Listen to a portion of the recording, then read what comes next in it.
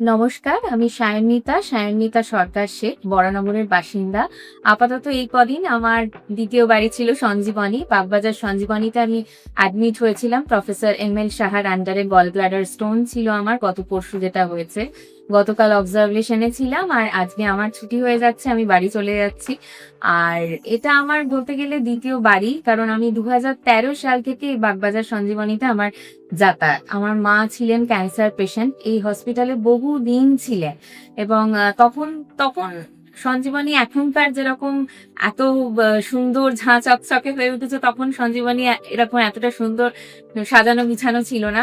তখন থেকে আমার যাতায়াত শুরু। তারপর আমার বাড়ির বাবা, শ্বশুর মশাই, মানে সমস্ত বাড়ির যত লোক আছে, মানে এটা আমাদের লোকে বলে ফ্যামিলি ফিজিশিয়ান, এটা হচ্ছে আমাদের ফ্যামিলি ডাক্তারখানা বা ফ্যামিলি হসপিটাল হয়ে গেছিল।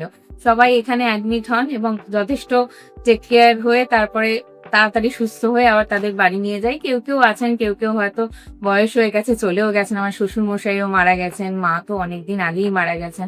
এমনকি আমার এই হসপিটালের সাথে অনেক স্মৃতি। আমার বেবিও হয়েছে এই হসপিটালে ডক্টর পলি চ্যাটার্জি ম্যাডামের আন্ডারে, এবং আমি আর একবার ভর্তি ছিলাম, আমার সিভিয়ার ইউটিআই হয়েছিল। এবারে হলো গল ব্লাডার স্টোন অপারেশন। এটা মানে ভীষণ, এখানে সবাই ভীষণ ভালো, নার্স থেকে শুরু করে সিস্টার দিদিরা, এবং এখানে সবাই আমার এত পরিচিত হয়ে গেছে।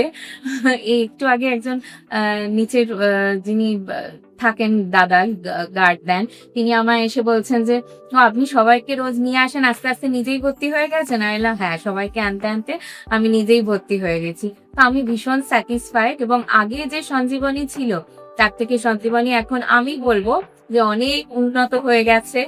সমস্ত ব্যবস্থা, মানে সমস্ত কিছু, মানে সেজে তো উঠেছে বাড়ি নতুন ভাবে, কিন্তু ডাক্তার থেকে শুরু করে বা বাকি সমস্ত ব্যবস্থা অনেক অনেক অনেক বেটার হয়েছে আগের থেকে।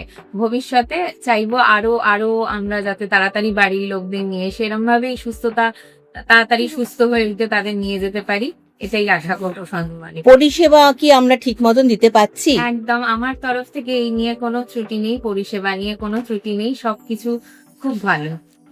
ঠিক আছে, অসংখ্য ধন্যবাদ। ভালো থাকবেন, সুস্থ হয়ে উঠুন। হ্যাঁ, নিশ্চয়ই। ধন্যবাদ। আপনাদেরকেও অনেক ধন্যবাদ।